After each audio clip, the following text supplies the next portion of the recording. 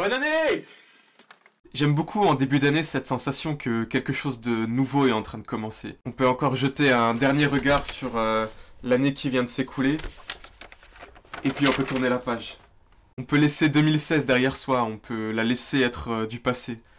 On peut laisser les bonnes expériences devenir des bons souvenirs qui vont encore se bonifier avec le temps, et on peut laisser les expériences un peu moins bonnes, les mauvaises expériences, devenir peut-être simplement des leçons. Là, on a devant soi une nouvelle année toute fraîche, toute blanche, où tout reste encore à écrire. C'est pas du tout quelque chose d'anodin de changer d'année. Ça renvoie à quelque chose de profondément inscrit en nous, à notre envie de nouveaux départs et de recommencement. Les hommes des sociétés archaïques allaient même beaucoup plus loin encore. Pour eux, la nouvelle année était comme si on recréait le monde à nouveau. Il paraît même que les Yakuts, une tribu indienne de l'Amérique du Nord, utilisaient le même mot pour dire le monde et l'année. Ce désir de recommencement, de repartir à zéro, on le retrouve aux quatre coins de la Bible. Par exemple dans le psaume 51 qui l'exprime avec des mots très forts. « Ôte mon péché avec l'hysope, et je serai pur. Lave-moi, et je serai plus blanc que la neige.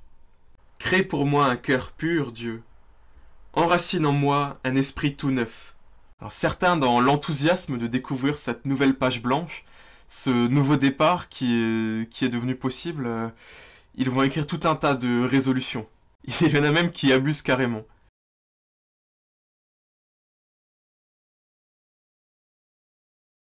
Et arrive alors ce phénomène qu'on connaît tous très bien, où dès le premier mois de l'année, on se rend compte que la plupart des résolutions qu'on a prises, on va pas pouvoir s'y tenir, et on se rend compte que 2017, ça ne va pas non plus être une année sans frustration et sans déception.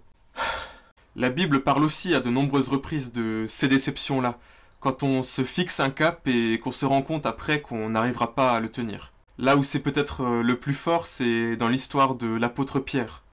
Il avait pris la résolution de suivre Jésus jusqu'au bout.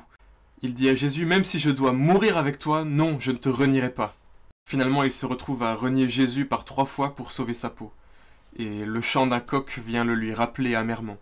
On dit que le 3e lundi de janvier est pour tous le jour le plus déprimant de l'année. Je pense pas pour autant qu'il faille arrêter d'espérer dans l'année qui va venir, ou même qu'il faille renoncer à prendre des résolutions. L'évangile n'aurait pas eu la même saveur si Pierre n'avait pas eu la folie de promettre à Jésus qu'il le suivrait jusqu'au bout.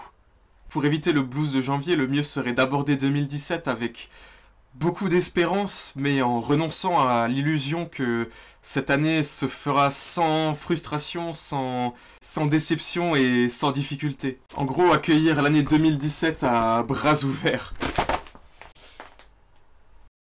Alors on passera allègrement au-dessus du blues de janvier, et on n'en finira pas de se réjouir à la simple idée que Dieu nous offre une nouvelle année. 526 600 minutes, c'est-à-dire 31 536 000 secondes que Dieu passera encore avec nous, à nos côtés. Et pour terminer, une strophe d'un poème de Bonhoeffer qui est un grand classique de Nouvel An pour les protestants allemands. Environnés de forces merveilleuses, nous attendons en paix ce qui viendra. Car avec Dieu, c'est une année heureuse, un temps nouveau qui pour nous s'ouvrira.